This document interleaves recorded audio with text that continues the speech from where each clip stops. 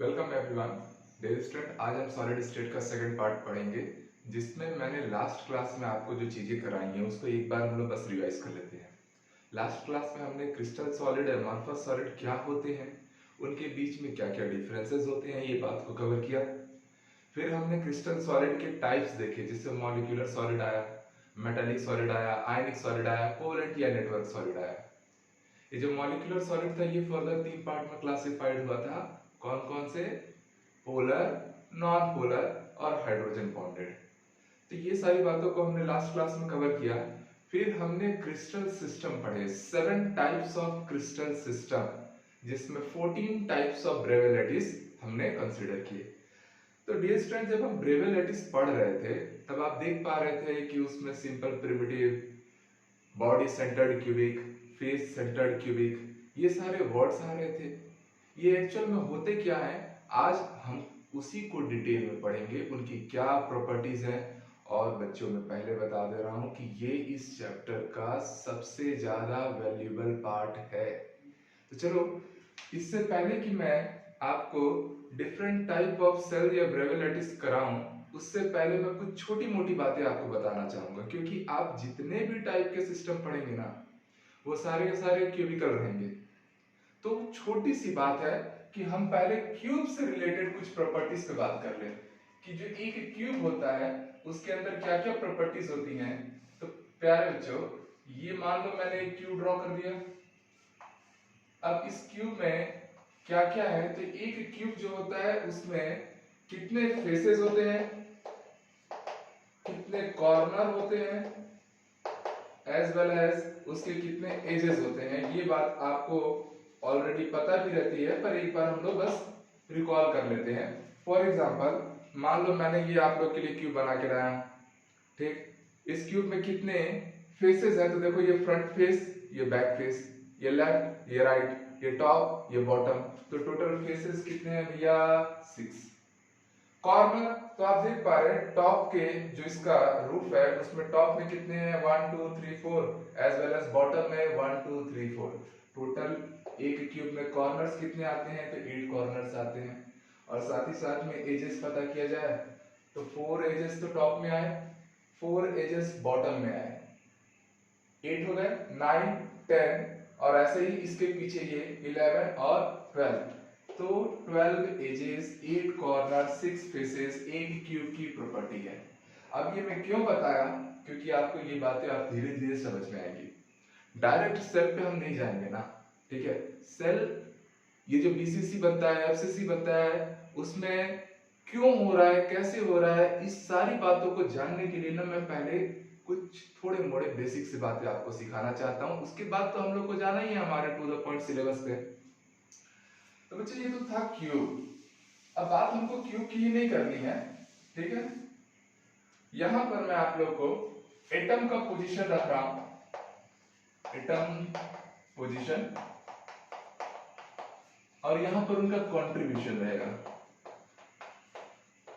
ये बड़ी इंपॉर्टेंट सी चीज रहेगी, क्योंकि बेसिक क्लियर हो जाएगा ना यहां से, ठीक। तो चलिए देखिए बच्चों, कि मान लीजिए मैं यहाँ पे 4 डिफरेंट टाइप के केसेस कंसीडर करने वाला हूं। पहला केस हमारा ये रहेगा कि if atom is located at the center of body या at the body center। अगर हमारा एटम बॉडी सेंटर पे लोकेटेड हो, फॉर एग्जांपल मान लो बच्चों यहाँ पर हमारे पास एक क्यूब है, ये एक क्यूबिकल डायग्राम है, ओके। ये हमारा एक क्यूब जनरेट हुआ और हमारा एटम बोल रहा है कि ये जो क्यूब है, समझ लो ये 3 डायमेंशनल एक क्यूब है, फॉर एग्जांपल यही हमारा एक क्यूब है, और ये क्यूब पूरी तरह से क्या है? हॉलो है, खाली है, खोखला है। उसके बीचों बीच में ना एक एटम लोकेटेड है, लाइक दिस। अब 3 डायमेंशनल है तो मैं थोड़ा सही से तो नहीं बना सकता, बट आप इसको एनालाइज कर सकते हो कि इस क्यूब के बीचों बीच अंदर में एक एटम है। जैसे बैंग बैंग मूवी देखी होगी ऋतिक रोशन की, तो वो जो कोहिनूर हीरा रहता है वो कहाँ छुपता है? उस जो क्यूब रहता है उसके अंदर चले जाके लोकेटेड हो जाता है ना, तो वो कैसा हो जाएगा? बॉडी सेक्टर टाइप का हो जाएगा एटम। अब जो ध्यान देना, कंट्रीब्यूशन की बात हो रही है, तो कंट्रीब्यूशन का मीनिंग क्या होगा कि वो जो एक स्फेरिकल एटम है, उस स्फेरिकल एटम को टोटली इंक्लोज करना है ना, टोटली इंक्लोज्ड करने में कितने क्यूब्स रिक्वायर्ड होंगे, उसी बिहाफ पे आप लोग क्या करेंगे, उस एक सिंगल एटम का कंट्रीब्यूशन कंसीडर करेंगे। फॉर एग्जांपल समझना कि अगर मैंने एक एटम को एक क्यूब के सेंटर में रख दिया, ठीक है, तो ऑब्वियस सी बात है एक अकेला क्यूब उस पूरे के पूरे एटम को क्या करेगा, इंक्लोज कर लेगा। इसका मतलब वो एटम 100% क्या है, उसके अंदर चले गया है, इंक्लोज हो चुका है। तो यहां पर कंट्रीब्यूशन कितना है उस एटम का, 100%, मतलब 1। समझ में आई बातें।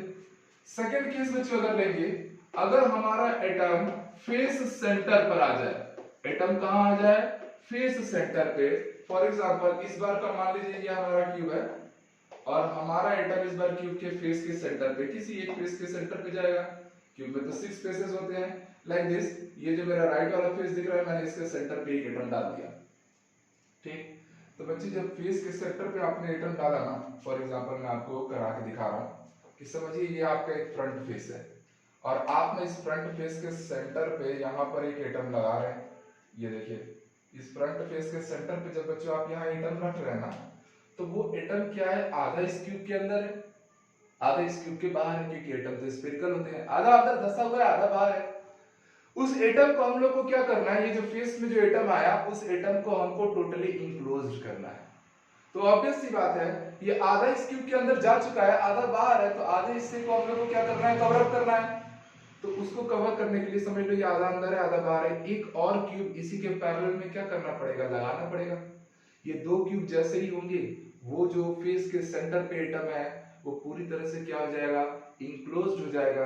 मतलब प्यारे बच्चों आप समझ पा रहे हैं कि इस बार एक एटम को कंप्लीटली इंक्लोज्ड करने में दो क्यूब्स लगे। समझ में आ रही बातें। तो उस एटम का एक सिंगल क्यूब में कितना कंट्रीब्यूशन होगा, उस एटम का, उस स्फेरिकल एटम का एक सिंगल क्यूब में कितना कंट्रीब्यूशन होगा, तो हाफ। भैया आधा इसमें था, आधा उसमें था, मिलकर ही तो कंप्लीट हुआ ना 100% इंक्लोजमेंट।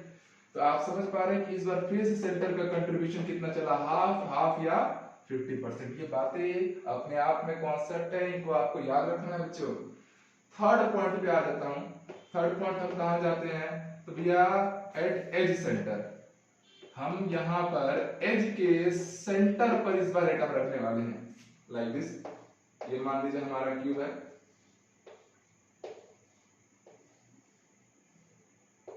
ये क्यूब बन गया। और थोड़ा सा देखो, कोई बात नहीं, बेंड हो गया तो यहाँ ये जो एज है ना, ये एज जिसकी लेंथ ए लेंथ की होती है क्यूब की, आप सबको पता है क्यूब की लेंथ एनीवेयर क्या रहती है, सेम रहती है। हर जगह से क्यूब का लेंथ, स्क्वायर का लेंथ ये तो सेम दिया जाता है, तो हर जगह से लेंथ क्या रहेगी, ए। तो ये जो ए लेंथ का एज है, उसके सेंटर पे इस बार मैंने एटम रख दिया। जैसे आप समझने की कोशिश करना कि ये जो मेरा एज है, ये जो आपका एज दिख रहा है ना, ये एज, इस एज के सेंटर पे अगर प्यारे बच्चे मैंने एटम रखा यहाँ पर ऐसे, तो इस बार इस एटम को इंक्लोज करने में कितने क्यूब लगेंगे, तो प्यारे बच्चे समझना कि अगर यहाँ पर एज के सेंटर पे अगर एटम रखा है, तो एक क्यूब तो हमको सामने से चाहिए इसी के पैरेलल में। ये दोनों क्यूब मिलके ना उस एटम का केवल आधा ही हिस्सा कवर किए हैं। इसका अभी जो मुंडी के ऊपर का हिस्सा है ना, ठीक है, मतलब अभी सेमी एटम ही कवर हुआ है, ऊपर के एटम्स अभी आधा हिस्सा बाकी है। तो उसको कवर करने में इसी के पैरेलल में अभी आपने दो क्यूब नीचे रखा है, दो क्यूब ऊपर से और लाने पड़ेंगे। तो टोटल 4 क्यूब्स रख के इस एटम को कंप्लीटली क्या किया जाएगा, इंक्लोज किया जाएगा। तो 4 क्यूब मिलके एक एटम को इंक्लोज कर रहे हैं। तो उस एटम का एक सिंगल क्यूब में क्या कंट्रीब्यूशन होगा, तो भैया 1/4 रहेगा, मतलब 25%। और एक लास्ट केस बच्चों, अगर हमारा एटम कॉर्नर में आ जाए, एटम कहां आ जाए, कॉर्नर में। जैसे मैं एक डायग्राम और बनाना चाह रहा हूं कि इस बार ये एटम आ गया आपके क्यूब के कॉर्नर में।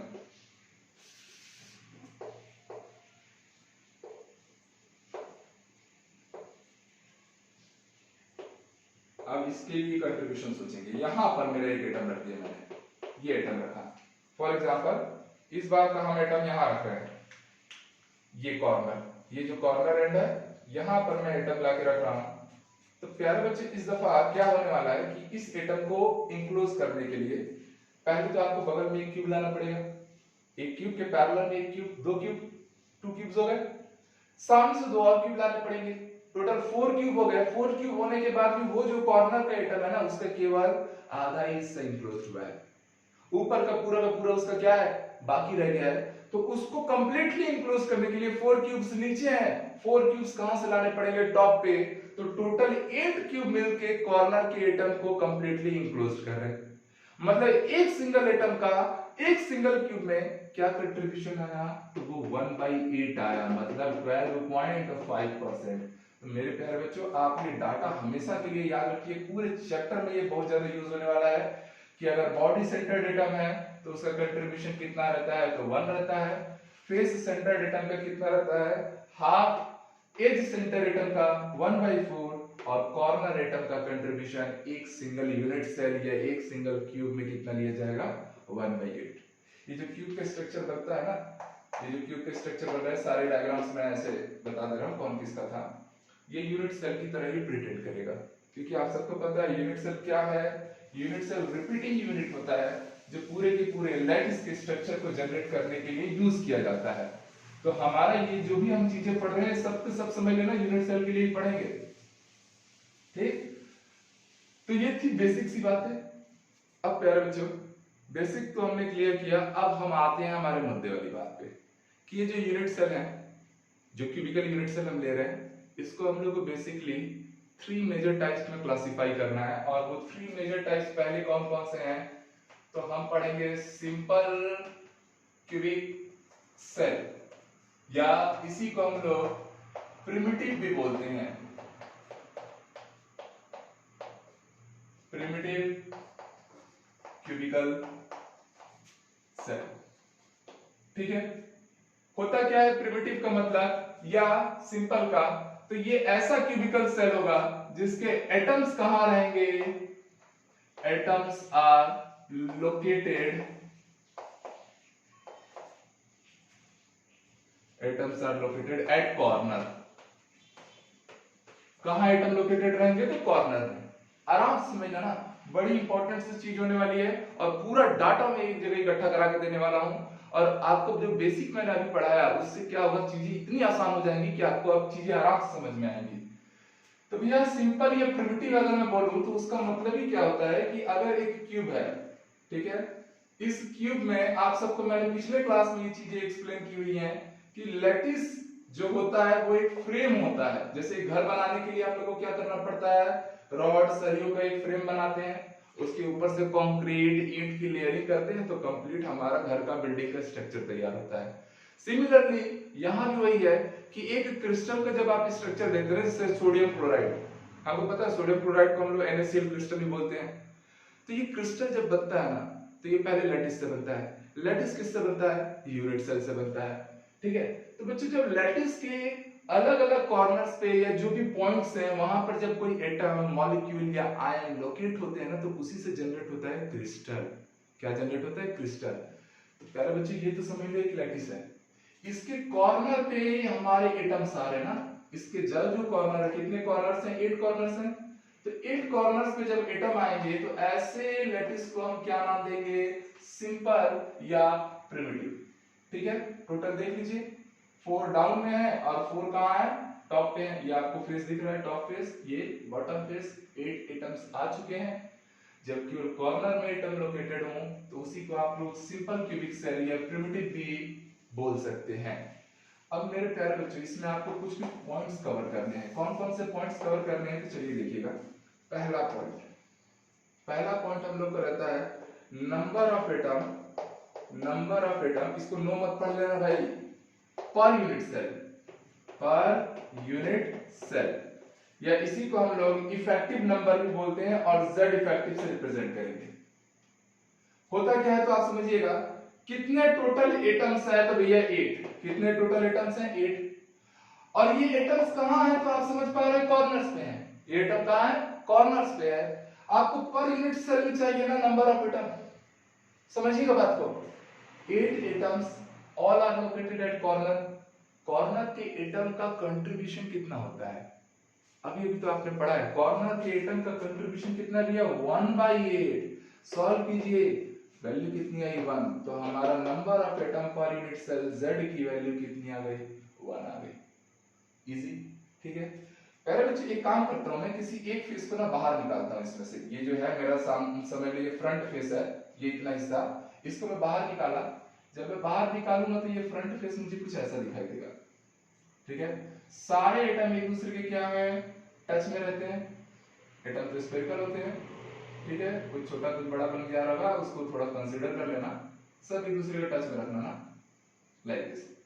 आपको पता है ये लेंथ कितनी है, ए लेंथ है, और एटम तो स्फेरिकल है इसलिए ये लेंथ, उसका रेडियस, ये भी उसका क्या है, रेडियस, टोटल इतना रेडियस होगा। तो आप यहां से एक बात साफ साफ समझ पा रहे हैं, टोटल लेंथ पहले इस फेस का जो लेंथ था वो था ए लेंथ, इसकी एज लेंथ, वो एज लेंथ दो एटम की कंट्रीब्यूशन से बन रहा है। तो अगर मैं सेकंड पॉइंट लूं, सेकंड पॉइंट हमारा रहेगा relation between a and r. A क्या है बच्चों, क्यूब का एज लेंथ, आर क्या है, एटम जो स्फेरिकल है उसका रेडियस, स्फेरिकल एटम का रेडियस। तो इस पर क्या रिलेशन दिख रहा है, साफ साफ दिख रहा है आप सभी को कि A इक्वल टू क्या चल रहा है, 2R। या कोई बच्चा इसी को क्या बोल सकता है कि R इक्वल टू क्या हो जाएगा, A/2। तो ये एक दूसरा डाटा तैयार हो गया। बड़े सारे डाटा हम लोग को कवर करने हैं ना। फर्स्ट डाटा क्या आया, number of atom per unit cell. Second data क्या आया, A और R के बीच का relation, where A is edge length, लंबाई है उसकी, और R is radius of sphere, जो एटम है वो स्फेरिकल है तो उनका रेडियस लेना है। थर्ड पॉइंट क्या है बच्चों, थर्ड पॉइंट रहेगा हमारा पैकिंग फ्रैक्शन। पैकिंग फ्रैक्शन ये एक्चुअल में क्या होता है, पैकिंग फ्रैक्शन तो आप समझिएगा। पैकिंग फ्रैक्शन का मतलब होता है ये वॉल्यूम्स का रेशियो है। ठीक है, कैसे, तो पैकिंग फ्रैक्शन का पहले आप लोग मायने समझिए, मीनिंग क्या होती है पैकिंग फ्रैक्शन। तो पैकिंग फ्रैक्शन का मतलब आप ऐसा एज्यूम कीजिए कि आप एक बड़ा सा कार्टून लिए और उसमें बहुत सारे आपने बॉल्स रख दिए। ठीक है, जब आपने बॉल्स रखा तो क्या उस कार्टून का 100% जो स्पेस था क्या उन बॉल्स ने ऑक्यूपाई किया है क्या, तो आप समझ पाएंगे कि नहीं। क्योंकि जहां पर दो चार बॉल्स आपस में मिलेंगे ना तो उन लोगों के बीच में कुछ ना कुछ स्पेस रह जाएगा। समझ में आ रही बात है, जो स्पेस बचे रहता है ना बच्चों उसको हम लोग बोलते हैं वॉइड, उसको हम लोग क्या बोलते हैं, वॉइड या वैक्यूम। ठीक है, वैक्यूम या वॉइड का मतलब बचा हुआ स्पेस, और पैकिंग फ्रैक्शन का मतलब होता है कि उस एटम ने, उस पर्टिकुलर बॉल ने, चाहे मान लो उस कार्टून के अंदर हमारे 100 बॉल्स थे, तो उसने टोटल कितना वॉल्यूम ऑक्यूपाई किया वो किससे रिप्रेजेंट किया जाएगा, पैकिंग फ्रैक्शन से। और कितना स्पेस छूट गया, एम्प्टी रह गया, वो किससे डिनोट किया जाएगा, वॉइड से। तो ये दो टर्म्स आप लोग एकदम इंपॉर्टेंटली कवर करना। पैकिंग फ्रैक्शन मतलब ऑक्यूपाइड स्पेस, और वॉइड मतलब लेफ्ट स्पेस, कितना एम्प्टी स्पेस रह गया वो कहलाएगा वॉइड। अब बात भी हो रही है पैकिंग फ्रैक्शन की। ऑक्यूपाइड स्पेस लेना है, किसमें लेना है भैया, पूरे के पूरे यूनिट सेल के अंदर लेना है। सेल कैसा है हमारा, क्यूबिकल। ठीक है, तो क्यूबिकल है इसलिए हम लोग नीचे क्या लेंगे, टोटल वॉल्यूम ऑफ क्यूब। हम लोग नीचे लेंगे वॉल्यूम ऑफ क्यूब, क्योंकि इस क्यूब के अंदर ही ना एटम है, इस क्यूब के अंदर ही तो 8 एटम्स रखे गए थे। तो हमको वॉल्यूम ऑफ क्यूब लेना है, और ऊपर में क्या लेना है, वॉल्यूम ऑफ स्फीयर। यही स्फीयर क्या है हमारा, एटम है ना, वॉल्यूम ऑफ एटम बोल लो या वॉल्यूम ऑफ स्फीयर बोल लो, ईच एटम एक स्फेरिकल टाइप का ही तो होता है। तो बच्चों यहां से आप समझ पाए कि ये दोनों का, मैं ऊपर में एटम को और नीचे क्यूब को क्यों लिया, क्योंकि भैया क्यूब का वॉल्यूम ज्यादा है ना। ठीक है, पैकिंग फ्रैक्शन की वैल्यू कभी भी 1 से ज्यादा मत ला लेना। क्यूब को नीचे रखना, वॉल्यूम क्यूब ऑफ क्यूब को, ऊपर क्या आएगा वॉल्यूम ऑफ एटम। एटम क्या है, स्फीयर है। स्फीयर का वॉल्यूम का फार्मूला मेरे प्यारे बच्चों 4/3 pi r cube divided by cube का वॉल्यूम कितना होता है, ए क्यूब। आपने ए और आर के बीच का रिलेशन ला रखा है, a इक्वल टू 2r, यहां लाके पुट कर दीजिए। तो this is 4/3 pi r cube upon a की जगह पे बच्चों 2r का क्यूब। जब इसको आप सॉल्व कर रहे होंगे, this is 4/3 pi r cube upon, इसको करेंगे आप आएगा 8r क्यूब। ये r क्यूब ये r क्यूब हो गया कैंसिल। हमें क्या मिल रहा है, 4 पाई ऊपर में, और नीचे क्या आ रहा है 3 into 8। आप देखेंगे ये कैंसिल हो रहा है, 4 1 जा 4, 4 2 जा 8। तो फाइनली हमें क्या मिला, पाई अपॉन 6। तो पैकिंग फ्रैक्शन की वैल्यू बच्चों आई है पाई बाई 6। सॉल्व करूंगा तो ये आता है 0.524। पैकिंग फ्रैक्शन कितना आ गया 0.524। इसी के साथ बच्चों आप लेंगे पैकिंग एफिशिएंसी। ये था पैकिंग फ्रैक्शन, अब हम कंसीडर कर रहे हैं पैकिंग एफिशिएंसी। पैकिंग एफिशिएंसी में कुछ नहीं करना है, जो पैकिंग फ्रैक्शन आया है ना, जो पैकिंग फ्रैक्शन आया है, एफिशिएंसी को बच्चों हम लोग परसेंटेज में लेते हैं, तो परसेंट में लेने के कारण उसमें 100 का मल्टीप्लाई कर देंगे, तो यहां पर ये कितना देगा मुझे 52.4%। पैकिंग एफिशिएंसी कितनी आ गई 52.4%। मतलब कि वो जो क्यूब है, अगर मैंने कॉर्नर में 8 एटम्स रखे तो वो एटम्स उस क्यूब का 52.4% स्पेस को क्या करेंगे ऑक्यूपाइड कर लेंगे। अगर 52.4% स्पेस ऑक्यूपाइड है तो मेरे प्यारे बच्चों आप मुझे ये बता दो, ध्यान से आप मुझे ये बता दो कि यहां पर ये नेक्स्ट मान लीजिए मेरा फोर्थ पॉइंट है, वॉइड स्पेस कितना आएगा। तो वॉइड स्पेस लाने के लिए आपको क्या करना है 100 माइनस पैकिंग फ्रैक्शन या पैकिंग एफिशिएंसी का माइनस कर दीजिए, तो 52.4% सॉल्व किया 47.6% क्या आ जाएगा इसका वॉइड स्पेस या परसेंट ऑफ एम्प्टी स्पेस। इस तरीके से आप लोग को ये 3 से 4 डाटा ना एकदम हर एक इंडिविजुअल यूनिट सेल के लिए लाना है, ठीक है। तो ये पहला यूनिट सेल था हमारा क्यूबिकल। इसी में बच्चों एक और छोटी सी बात मैं और बढ़ा दे रहा हूं, फिफ्थ नंबर पॉइंट क्या रहेगा relation between a and d. A तो क्या है सबको पता है एज लेंथ, और डी क्या है डी है दो एटम के बीच का शॉर्टेस्ट डिस्टेंस। दो एटम के बीच का शॉर्टेस्ट डिस्टेंस, तो मेरे प्यारे बच्चों दो एटम के बीच का शॉर्टेस्ट डिस्टेंस कौन सा डिस्टेंस होगा, वो डिस्टेंस होगा जब दोनों एटम एक दूसरे के क्या हो टच में आ जाए, दोनों एटम एक दूसरे के क्या आ जाए टच में आ जाए। तो जब दो एटम एक दूसरे के टच में आएंगे तो उनके बीच का डिस्टेंस क्या है जीरो मत बोल देना ना भाई, ठीक है, क्योंकि डिस्टेंस हमेशा सेंटर से कंसीडर किया जाता है। डिस्टेंस हमेशा कहां से कंसीडर किया जाता है सेंटर से। तो ये डिस्टेंस r और ये डिस्टेंस v r। तो शॉर्टेस्ट डिस्टेंस के केस में हमेशा जानना ना d हमेशा हर एक केस में तब आएगा शॉर्टेस्ट डिस्टेंस जब एटम डायरेक्टली एक दूसरे से कांटेक्ट रहे और उनके बीच का डिस्टेंस कितना आएगा 2r। तो d ऑलवेज क्या है 2r। तो मेरे प्यारे बच्चों d ऑलवेज क्या है 2r। आप एक काम कीजिए, आपने r और a के बीच का तो आगे भी रिलेशन तो लाया ही था ना कि r इक्वल टू क्या लाया था थोड़ी देर पहले लाए थे a/2। सॉल्व किया मैंने इसको तो आप यहां से एक नया रिलेशन पा गए इस पर्टिकुलर केस में कि d डायरेक्टली इक्वल टू क्या हो गया a के। तो ये 5 इंपॉर्टेंट रिजल्ट्स मिला हम लोग को। पहला हमने क्या सीखा कि number of atom per unit cell primitive के लिए कितना आया 1 आया। क्यों आया क्योंकि 8 एटम्स आए कॉर्नर पे और कॉर्नर के एटम का कंट्रीब्यूशन क्या लिया जाता है 1/8। तो 8 into 1/8 किया वैल्यू आई 1। सेकंड आपने a और r के बीच का रिलेशन लिया जो साफ साफ दिख रहा था कि 2r इक्वल टू क्या हो गया था a या r इक्वल टू क्या हो गया था a/2। थर्ड आपने पढ़ा पैकिंग फ्रैक्शन होता क्या है occupied space in cube. Atom जो स्पेस ऑक्यूपाई करेगा वही उसका क्या कहलाएगा पैकिंग फ्रैक्शन। इसलिए मैंने एटम का वॉल्यूम और क्यूब के वॉल्यूम को डिवाइड किया, पैकिंग फ्रैक्शन का यही फॉर्मूला होता है, ठीक है। और बाकी मैंने जो डाटा था जो रिजल्ट्स आए हुए थे उसको मैंने पुट किया वैल्यू लाया। पैकिंग फ्रैक्शन आते ही पैकिंग एफिशिएंसी को क्या करना है पैकिंग फ्रैक्शन में 100 का मल्टीप्लाई करा देना, क्योंकि पैकिंग एफिशिएंसी परसेंट में आती है। एक बार पैकिंग एफिशिएंसी बच्चों आई मतलब ये ऑक्यूपाइड स्पेस के बारे में नॉलेज दिया ना तो तुरंत आप लोग को वॉइड स्पेस भी मिल जाएगा या एम्प्टी स्पेस भी मिल जाएगा कि अगर इतना ऑक्यूपाइड है तो इतना खाली है, इतना खाली है हमारा किसके लिए प्रिमिटिव क्यूबिकल सेल के लिए। और लास्ट में ए और डी के बीच का रिलेशन था। तो ये था प्यारे बच्चों हमारा प्रिमिटिव यूनिट सेल। अब हम धीरे से सेकंड सेल पे आते हैं हमारे, दैट इज मुझे उम्मीद है कि पूरी की पूरी प्रिमिटिव वाला केस सभी को ठीक से क्लियर हो गया होगा। और प्रिमिटिव से ही सारे बनने हैं ना। एक चीज जान लेना चाहे आप कोई भी सेल पढ़ो, जैसे अभी आपने प्रिमिटिव पढ़ लिया, अब आप सेकंड कैटेगरी में पढ़ेंगे body centred cubic, that is body centred cubic cell. इसी को हम लोग नाम देते हैं BCC सेल,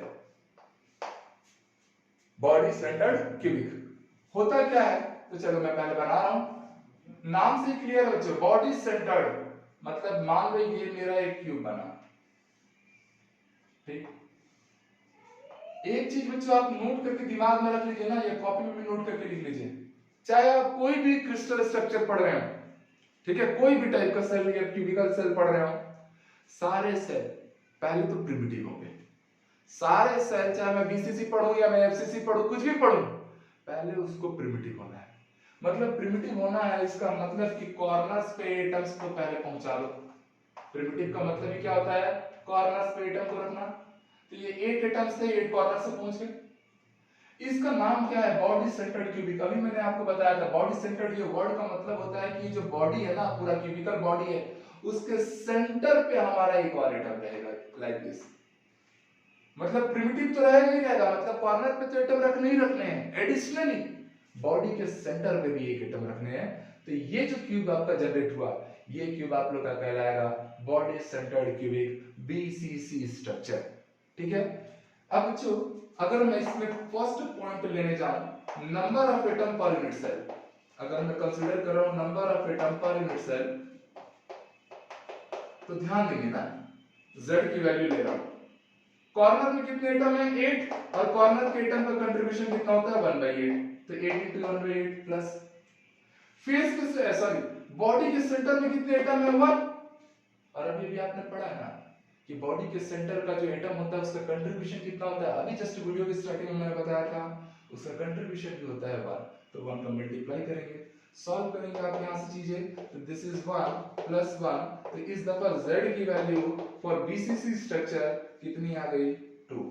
तो बीसीसी स्ट्रक्चर में जो हमारा क्यूबिकल सेल होता है उसमें number of atom per unit cell कितना आता है, 2 आता है। सिमिलरली प्यारे बच्चों, आप अभी यहाँ पर कुछ इंपॉर्टेंट सी चीज देखने वाले हैं, ये पॉइंट बड़ा इंपॉर्टेंट रहेगा, that is relation between a and r. Notice करना ना, पॉइंट को पकड़ना, इस बार ए एंड आर के बीच का रिलेशन लेना है। तो प्यारे बच्चों इस बार समझना कि क्या हो रहा है, क्या हो रहा है। तो समझो ये मान लो मेरा क्यूब था, ये जिसको अभी हम पढ़ रहे थे, ये क्यूब है।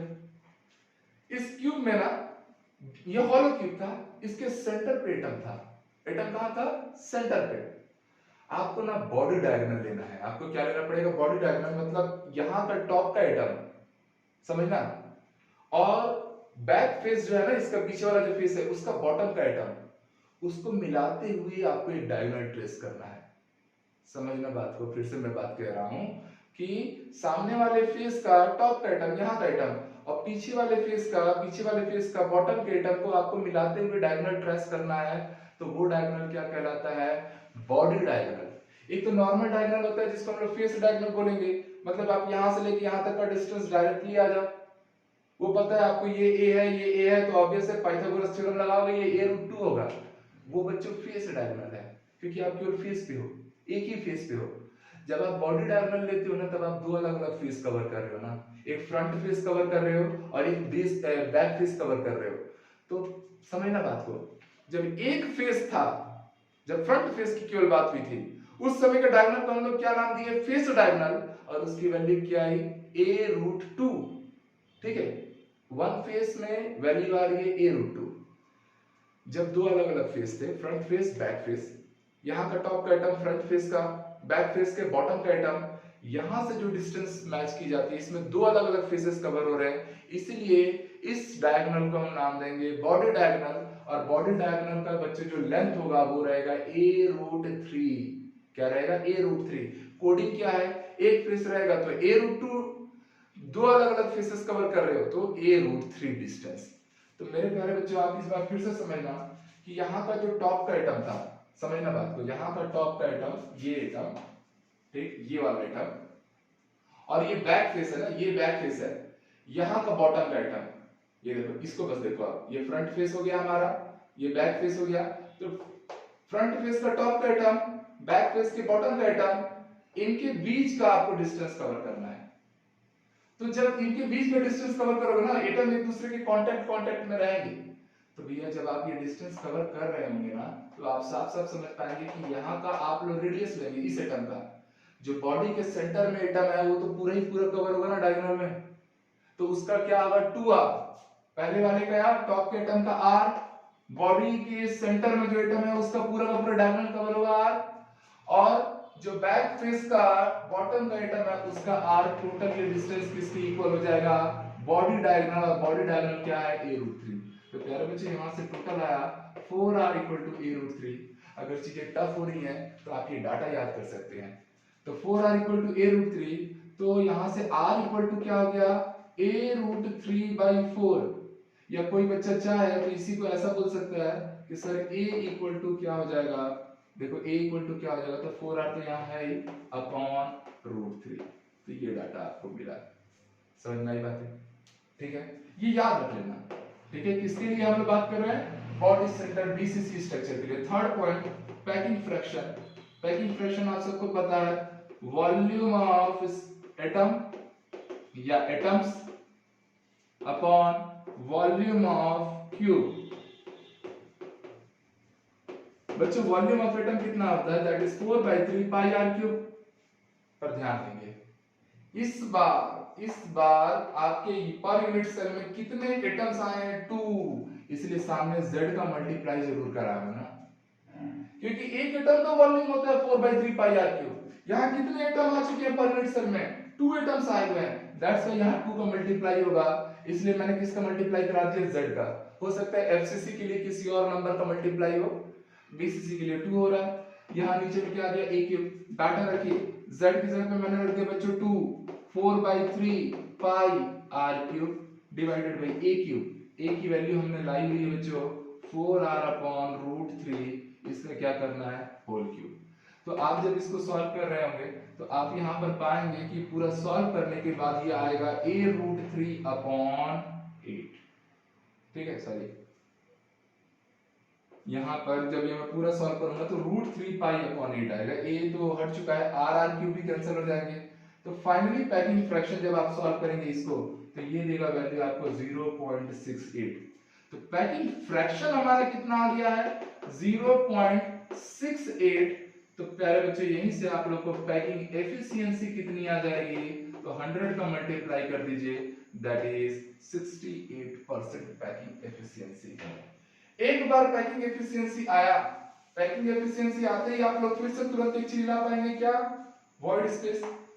तो वॉइड स्पेस हमारा इस बार कितना बनने वाला है, बीसीसी स्ट्रक्चर में 100 - 68%, मतलब वॉइड स्पेस आने वाला है 32%। ठीक है, ये वॉइड स्पेस है 32%। साथ ही साथ यहाँ पर एक और पॉइंट हम लोग कवर कर रहे हैं बच्चों, ध्यान देना, मैं कोऑर्डिनेशन नंबर ले रहा हूं। क्या ले रहा हूं, कोऑर्डिनेशन नंबर। कोऑर्डिनेशन नंबर का मतलब क्या होता है, एक एटम कितने अदर एटम के कांटेक्ट में है, उसी नंबर को आप कोऑर्डिनेशन नंबर बोलते हैं। फॉर एग्जांपल मान लो यहाँ पे मेरा एक एटम है और इसके बगल में कितने एटम है, 2 एटम है, तो आप क्या कहेंगे कि इस एटम का कोऑर्डिनेशन नंबर कितना है, तो आप बोलेंगे 2। सिमिलरली मान लो अगर ऐसा हो जाता कि आपको ऐसा दिखने लगता, इस बार मैं थोड़ा सा नंबर ऑफ एटम्स को राइज कर रहा हूं।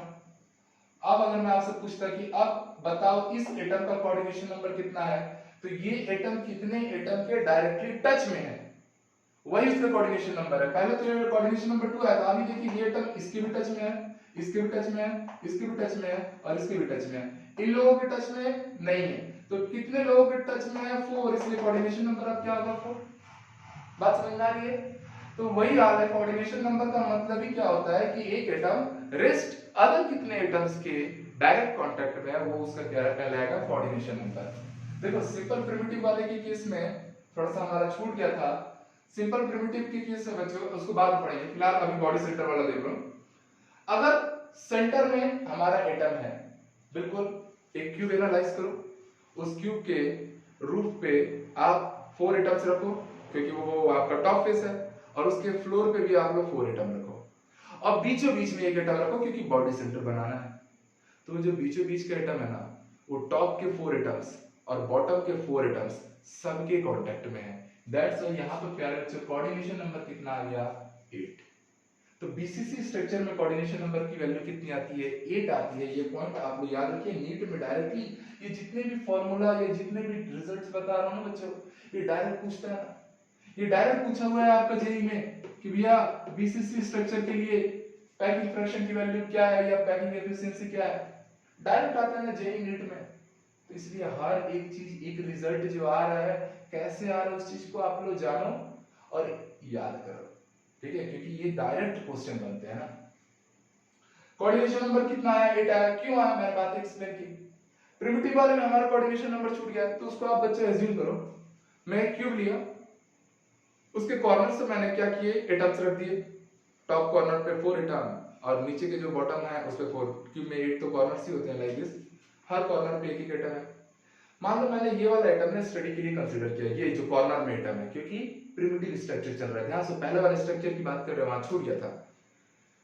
तो बच्चे ये जो एटम है ना, ये अपने फेस के तो सारे एटम के कांटेक्ट में रहेगा, क्योंकि मैंने अभी भी आपको बताया था, जब मैंने यहाँ फेस बनाया था तो एटम आपस में क्या रहते हैं, टच में रहते हैं। तो ये एटम, ये जो फेस है, यहाँ जो एटम्स है उनके तो टच में रहेगा, इस फेस के एटम के भी टच में रहेगा, इस फेस के भी, इस फेस के भी। तो जब आप देखिए किस एटम के कांटेक्ट में नहीं रहेगा ये एटम, तो ये एटम कांटेक्ट में नहीं रहेगा केवल इसके, अब डायगोनली अपोजिट वाले के, रेस्ट जितने भी एटम है ना उन सबके डायरेक्ट कांटेक्ट में रहेगा। मतलब 8 एटम होते हैं टोटल हमारे कॉर्नर में, यहाँ का जो एटम है उसको तो आपने स्टडी के लिए कंसीडर कर लिया, तो उसको मत गिनना ना। जैसे मैंने इसको कंसीडर किया था, तो यहाँ समझो मैं बोल रहा हूँ कोऑर्डिनेशन नंबर कितना है 2, तो आपने इसको कंसीडर किया है, तो इसको कंसीडर किया तो आप इसको नहीं गिनोगे, आप केवल इन दोनों को गिनोगे। बात समझ में आ रहा है? तो ये वाला आइटम को तो आप स्टडी के लिए कंसीडर किए, इसको भूल जाओ। टोटल बचे 7 में से जो इसका डायगोनली अपोजिट ये वाला जो एटम है ना, ये इसके कांटेक्ट में नहीं आएगा, क्योंकि डायगोनली अपोजिट है ना, बहुत दूर है।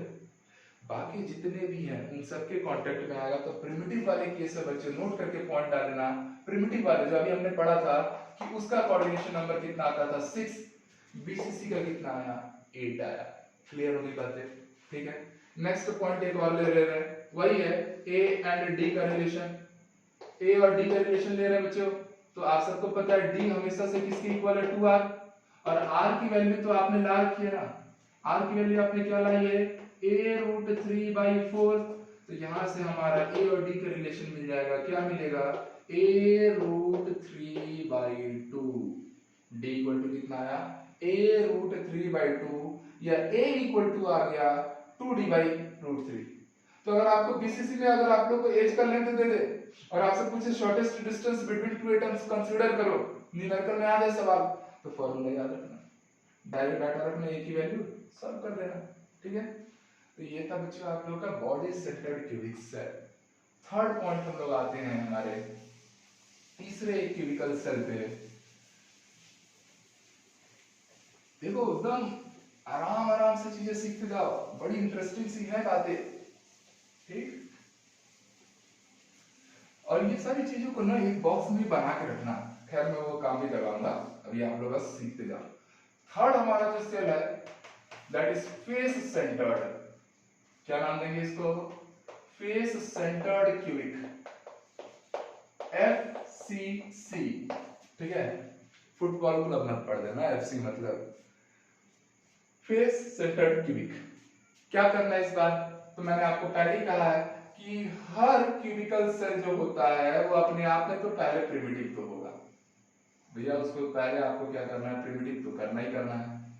उसके बाद क्या करना है, तो उसके नाम में छुपा हुआ है, क्या करना है भैया, बॉडी सेंटर था तो बॉडी के सेंटर पे एटम डाले थे, इस बार फेस सेंटर्ड है तो फेस के सेंटर पे एटम डालूंगा। फिलहाल तो पहले कॉर्नर में डालो, उसको प्रिमिटिव बनाओ, क्योंकि कॉर्नर में तो हर एक इंडिविजुअल केस में एटम रहेंगे ना।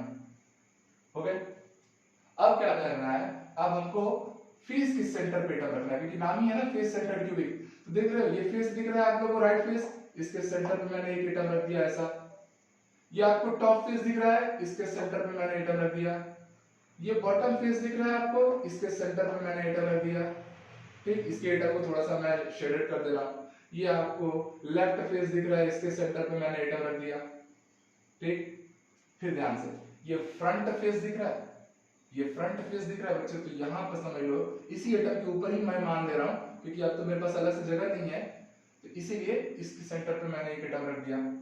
और ये आपको बैक फेस दिख रहा है, ये बैक फेस दिख रहा है, मतलब यहाँ पे मैंने एक एटम रख दिया। तो इस तरीके से आप लोग को 6 फेस के सेंटर पे एक एक एटम कंसीडर करना है। अब पहले बच्चों अगर मैं पहला पॉइंट लूं, क्या number of atom per unit cell, number of atom per unit cell. इस केस में अगर मैं कंसीडर करूंगा तो z की वैल्यू कितनी आएगी? सबसे पहले तो कंसीडर करो कॉर्नर्स में कितने एटम है 8, और कॉर्नर्स के एटम का कंट्रीब्यूशन कितना होता है 1/8 प्लस फेस के सेंटर में कितने एटम है, तो भैया 6 फेस थे, सबके सेंटर में एक एक एटम था। और अभी अभी तो आपने ये सीखा था कि फेस सेंटर जो एटम होता है उसका कंट्रीब्यूशन क्या आता है, हाफ आता है, उसका कंट्रीब्यूशन क्या आता है, हाफ। क्योंकि फेस के सेंटर में जो एटम होगा ना उसको इंक्लोज करने में 2 क्यूब लगेंगे, तो उस एटम का एक सिंगल क्यूब में क्या कंट्रीब्यूशन आएगा, हाफ आएगा। तो क्यों मल्टीप्लाई हुआ 1/2 का, क्लियर हो गई बात है। यहाँ पर z की वैल्यू जब आप कंसीडर करेंगे this is 1 and that is 3, total z की वैल्यू कितनी आ गई 4। तो number of atom per unit cell for FCC structure कितना आता है 4 आता है। दूसरा पॉइंट फिर से relation between A and R, मतलब कि आपको एज लेंथ और स्फीयर का जो रेडियस है उसके बीच के एटम के रेडियस के बीच का रिलेशन लाना है। तो मेरे प्यारे बच्चे एक काम करो, किसी एक फेस को ना आप सामने से बाहर निकालो। तो ये मान लो मेरा एक फेस बाहर निकला, इस फेस के सेंटर पर एक एटम होगा, ऑब्वियस सी बात है, फेस के सेंटर पे एक एटम होगा, और कॉर्नर्स में एटम्स भी हैं और उन लोग को टच में रखना ना। बट पहले क्या था, जब आप प्रिमिटिव पढ़ते थे तो ये जो कॉर्नर के एटम थे वो लोग आपस में एक दूसरे के कांटेक्ट में थे। इस बार आपने क्या किया, जबरदस्ती इसके सेंटर में, फेस के सेंटर में आपने एक एटम ठूस दिया है। जैसे ही ठूसोगे वैसे ही क्या होगा, ये जो कॉर्नर के एटम रहेंगे ना इनके बीच में सेपरेशन आ जाएगा, मतलब अब ये लोग कांटेक्ट में नहीं रहेंगे, पर हाँ जो बीच वाला है उसके तो कांटेक्ट में रहेंगे ना। देखो इस पे नीट एक बार क्वेश्चन पूछ चुका है, इसलिए थोड़ा सा इस बार ना मैं कॉर्नर वाले एटम को कांटेक्ट में नहीं ला रहा हूं, इनके बीच में कुछ ना कुछ पार्टीशन, कुछ ना कुछ सेपरेशन आ जाएगा। ठीक, चलो उससे हमको कोई मतलब नहीं है, लेना देना नहीं है। आप ध्यान से देखो, ये लेंथ क्या है a, यहां से यहां तक का अगर मैं देखूंगा डायगोनल, देखो ये लेंथ भी क्या है a। आपको पता नहीं कि स्क्वायर का जो लेंथ होता है डायगोनल का वो क्या होता है, ये जो लेंथ आई है बच्चों, ये लेंथ क्या हो जाएगी a√2, ये लेंथ क्या हो जाएगी a√2, क्योंकि एक फेस है ना, एक फेस का डायगोनल, फेस डायगोनल का लेंथ a√2, बॉडी डायगोनल का लेंथ a√3, कंफ्यूज मत होना ना, ठीक है। ये फेस डायगोनल है a√2 लेंथ, अरे ये पाइथागोरस थ्योरम लगा दो ना तो a√2 ही तो आएगा।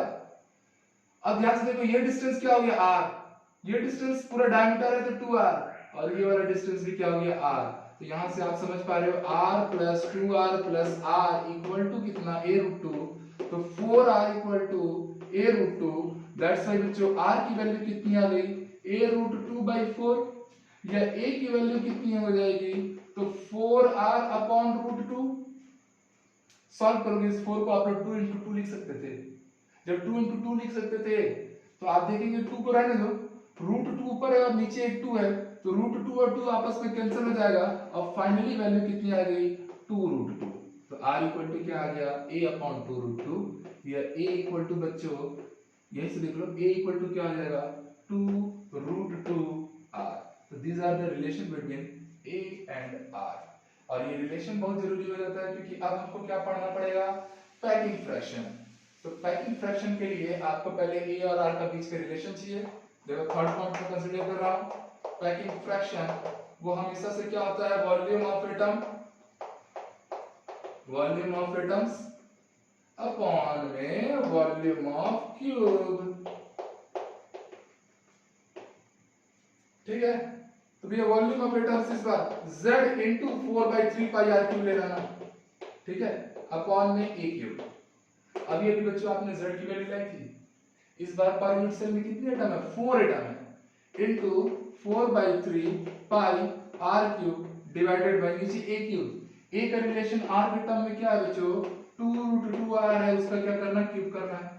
जब इसको आप करेंगे तो जब फाइनली आप सॉल्व कर पाएंगे तब आप पाएंगे यहाँ का पैकिंग फ्रैक्शन आता है √2 pi/6, क्या आता है √2 pi/6, जिसकी वैल्यू आती है 0.7404।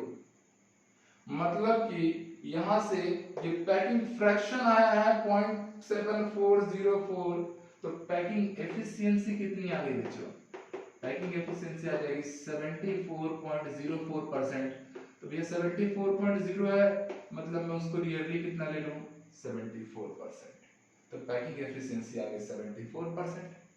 एक दफा पैकिंग एफिशिएंसी आई, होप सो आपने इसको नोट कर ही लिया है, तो मैं इसको हटा रहा हूं। पैकिंग एफिशिएंसी आ गई है तो वॉइड स्पेस भी तो मिल ही जाएगा। Fourth point, void space. Void space क्या करना, 100 माइनस पैकिंग एफिशिएंसी। तो भैया यहां से 100 माइनस 74 कितना आया वॉइड स्पेस 34%, 34 नहीं सॉरी 26%। ठीक है, तो एफसीसी स्ट्रक्चर में आप देख पाएंगे पैकिंग एफिशिएंसी कितनी आती है 74% और वॉइड स्पेस कितना आता है 26% ओनली। ठीक है बच्चों, अब यहीं से चलो fifth number point, relation between a and D.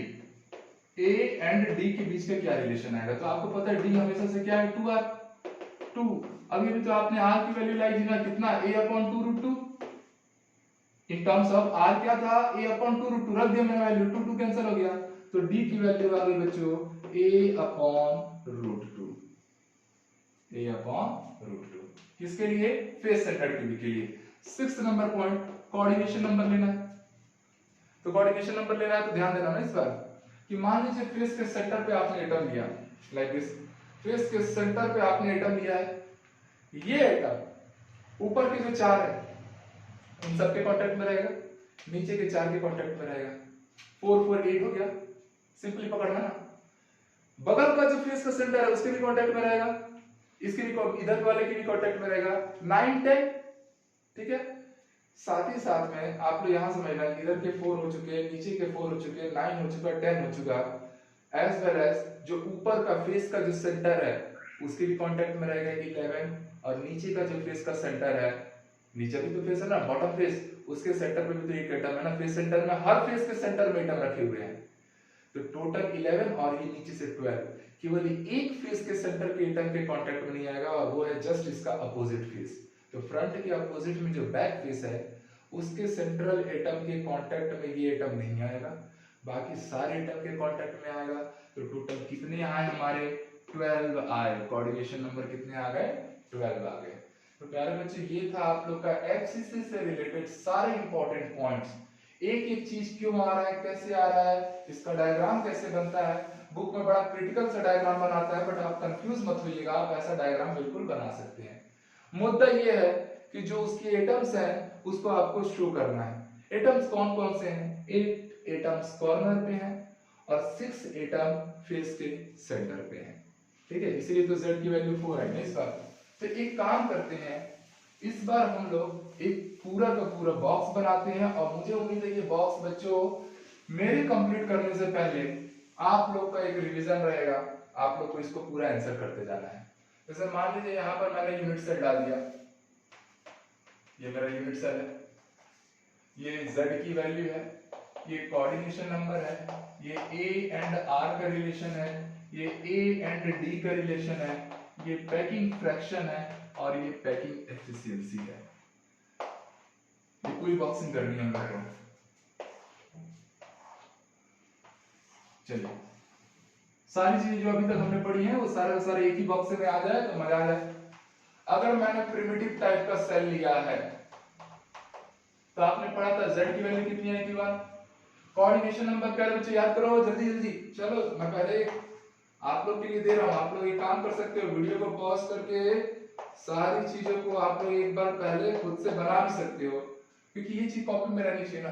Direct सवाल आ गया ना नीट में, डायरेक्ट सवाल आ गया ना जीलिंग में, सीधा एकदम बोनस जोन है। और इसके तो कॉम्पिटिटिव एग्जाम में छोड़ो, आपके एकेडमिक से भी डायरेक्ट न्यूमेरिकल्स आएंगे। न्यूमेरिकल कैसे आएंगे मैं भी कराऊंगा, एनसीईआरटी की बुक में भी है न्यूमेरिकल। बीसीसी के लिए आपने z पढ़ा था कितना बच्चे 2, और एफसीसी के लिए कितना आया आपको, कोऑर्डिनेशन नंबर इसका कितना आया था 6, इसका 8, इसका 12। क्यों आया ये वैल्यू, हर एक चीज का रीजन मैं बताते चला। ठीक है, तो आपको रटने की कोई जरूरत ही नहीं है। a इक्वल टू क्या आया था, तो यहाँ a इक्वल टू बच्चों आया था 2r, या r equal to a by 2, या r equal to a by 2, किसके लिए, प्रिमिटिव के लिए।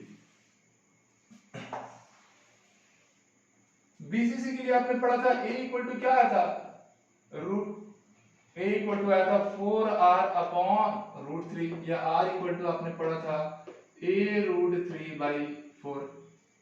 एफसीसी के लिए आपने पढ़ा था a इक्वल टू 2√2r या r इक्वल टू a/2√2। ठीक है, ये सारी बातें हो गई थी। a और d का रिलेशन, यहाँ पर a और d आपस में क्या थे, इक्वल थे। यहाँ पे बच्चों a और d का आपने रिलेशन लाया हुआ है, जैसे यहाँ पर a और d के बीच में क्या रिलेशन है, और यहाँ पर d इक्वल टू क्या होता था 2r। d इक्वल टू हमेशा क्या होता है 2r। तो आप जब यहाँ पर डाटा रखेंगे 2r, r की जगह पे ये डाटा रख लीजिए a√3/2, तो फाइनली आप सॉल्व करने पे पाएंगे a√3/2 आंसर आया होगा। अरे बस मैंने ना d की जगह पे हमेशा की तरह क्या रखा 2r, और इस r को जो ये a√3/4 आया ना उसकी जगह पे हमने लाके पुट कर दिया r की जगह पे, तो a√3/4 और ऊपर में 2 कैंसिल हो गया ना, 2 और 4, नीचे क्या बचा केवल 2। याद रखना ना डाटा, ठीक। पैकिंग फ्रैक्शन यहाँ का कितना आया था 0.524, इसीलिए पैकिंग एफिशिएंसी कितनी आई थी 52.4%। ठीक है, एक काम करते हैं, थोड़ा सा इसको ना कम करके, ये मेरा पैकिंग फ्रैक्शन है, ये पैकिंग एफिशिएंसी है, और ये वॉइड परसेंटेज है, इसको भी कवर कर लेते हैं क्योंकि पढ़े तो हैं। ठीक, तो पहले बच्चों इसके लिए पैकिंग फ्रैक्शन कितना आया था 0.524, इसलिए पैकिंग एफिशिएंसी कितनी आई थी 52.4%। ओके, और वॉइड स्पेस कितना आ गया था यहाँ पे 47.6%। जो बीसीसी था आपको याद आ रहा होगा, इसका कितना आया था 0.68, मतलब पैकिंग एफिशिएंसी थी 68% और ये था हमारा 32%। सिमिलरली अगर बात एफसीसी की जा रही थी, तो एफसीसी के केस में प्यारे बच्चों ये आया था 0.7404 पर हमने केवल कितना कंसीडर किया 0.74, इसलिए पैकिंग एफिशिएंसी आ रही थी 74% और वॉइड स्पेस आया था 26%। तो ये हमारे पूरा का पूरा एक बॉक्स हो गया जिसमें अभी तक हमने जितनी भी चीजें पढ़ी हैं सारी चीजों को हमने एक साथ स्टोर करके रख दिया, और इसमें से सवाल निकल के आपको जीवन में जरूर दिखेंगे। तो यहाँ तक प्यारे बच्चों आप लोग नोट करो, इसके बाद कुछ न्यूमेरिकल्स रहेंगे एनसीईआरटी टेक्स्ट बुक से या प्रीवियस ईयर के पेपर से, उसको भी हम लोग कंसीडर करते हैं। तो चलिए डियर स्टूडेंट, यहाँ पे हमारे कुछ क्वेश्चंस हैं जो हमने अभी पढ़ा है ना, उससे रिलेटेड कुछ सवाल है, एक बार प्रैक्टिस कर लेते हैं थोड़ा सा। देखो ये सवाल जो है ये एनसीईआरटी टेक्स्ट बुक का है, ठीक है। आपसे क्या पूछा गया है, तो गोल्ड मतलब एक एटम है, मेटलिक एटम है, उससे पूछा गया उसका एटॉमिक रेडियस दिया हुआ है बच्चों कितना 0.144 नैनोमीटर, मतलब आपको r की वैल्यू दे दी गई, एटम का एटॉमिक रेडियस दिया गया है। आगे आपसे बोल रहा है crystallises in a face centred, focus करना ना, फेस सेंटर्ड यूनिट सेल मतलब एफसीसी है। एफसीसी होते ही आगे पूछ रहा है what is the length of the side of the cell. Length of the side of the cell का मतलब क्या होता है ए, एज लेंथ आपको लाना है। तो प्यारे बच्चों आपने एफसीसी के लिए एज लेंथ का फॉर्मूला तो पढ़ ही रखा है, क्या रिलेशन होता है ए और आर के बीच में, तो एफसीसी के लिए आपने पढ़ा था ना 4r इक्वल टू a√2। सीधी सी बात है, फेस सेंटर में क्या होता था, फेस के सेंटर पे एटम आता था और यहाँ पे कॉर्नर में तो एटम रहते ही रहते थे। तो उस पर्टिकुलर केस में आपने ये देखा था कि ये जो डिस्टेंस आता था, ये डिस्टेंस होता था a√2, वो किसकी इक्वल होता था r, 2r r, मतलब 4r इक्वल टू a√2। आपके पास डाटा अवेलेबल है, a की वैल्यू कितनी हो गई, एज लेंथ पूछा गया था, वो हो गया 4r/√2। वैल्यूज पुट कर दीजिए, r की वैल्यू आपको गिवन है 1.44, √2 की वैल्यू सभी को पता आती है कितनी 1.414। सॉल्व कर लेना, इसको सॉल्व करोगे तो नियरली 0.407 नैनोमीटर आपका एज लेंथ की वैल्यू आएगी। इस तरीके से फॉर्मूला ओरिएंटेड सवाल है, और ऐसे सवाल कम से कम 2 से 3 बार मेंस में और नीट में रिपीट किए गए हैं। आपको एज लेंथ दे देगा, रेडियस पूछेगा, यहाँ मेंशन कर देगा। अभी जैसे एफसीसी मेंशन किया था, हो सकता है वो मेंशन कर देगा बीसीसी है, या हो सकता है वो प्रिमिटिव है, वो मेंशन जरूर करेगा, मगर आप उसके लिए बेफिक्र रहना। या आर दे देगा, ए निकालने पूछेगा, या ए दे देगा आर निकालने पूछेगा, तो आपको बच्चों रिलेशन याद होना चाहिए, केसेस याद होने चाहिए, ए और किस केस में ए और आर के बीच का क्या रिलेशन है। चलो ये क्वेश्चन है, ये जेईई मेंस 2017 में आया हुआ क्वेश्चन है बच्चों। सिंपल क्वेश्चन, मैंने पहले बोला ना जो बॉक्स बना है ना उसी में सारा कुछ छुपा हुआ है। सवाल क्या पूछा गया है, 4 मार्क्स के लिए आया था। A metal crystallises in a face centred, फिर से हमारे काम का face centred cubic structure if the edge length of the unit cell is a, the closest approach, closest approach का मतलब बच्चों d के बारे में बात कर रहा है ना, शॉर्टेस्ट डिस्टेंस, क्लोजेस्ट अप्रोच मतलब d के बारे में बात कर रहा है। एनसीईआरटी के टेक्स्ट बुक में ना a और d के बीच का कोई रिलेशन नहीं देता, a और r का रिलेशन देता बट a और d का नहीं देता है, पर मैंने आपको वो कराया। क्यों कराया, क्योंकि देखो मेंस ने पूछ दिया है, ठीक है।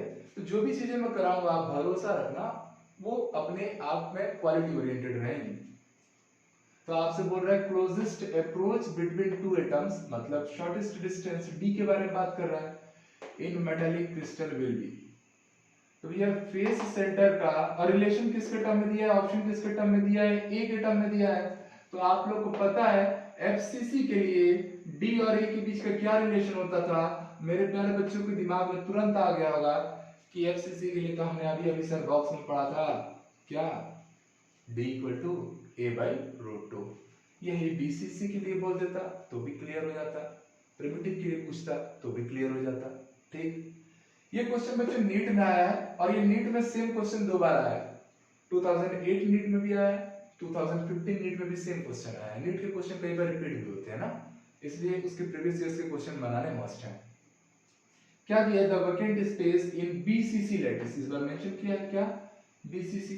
तो बीसीसी के लिए आप लोगों ने पढ़ा है बच्चों पैकिंग एफिशिएंसी कितनी आती थी 68%, इसलिए वैकेंट स्पेस कितना आएगा 32%। क्या ऑप्शन है, बिल्कुल है, हो गया, कितना आसान है। तो ये सारी चीजों को आप लोग अच्छे से समझे, इससे रिलेटेड बच्चों जाओ सवाल लगाओ डिफरेंट एग्जाम्स में, अपने टेक्स्ट बुक में सवाल ढूंढ ढूंढ के प्रैक्टिस करो, क्योंकि प्रैक्टिस करने का काम, सवाल बनाने का काम आपका होगा। ठीक है, मिलकर मेहनत करना है, कुछ हिस्से मेरे रहेंगे कुछ आपके हिस्से रहेंगे, और डेफिनेटली अपने ड्रीम्स को बेस्ट करके अचीव करना है। ठीक है बच्चों, मिलते हैं अगले क्लास में, तब तक के लिए इसके नोट्स जरूर बना लेना। Have a very great day.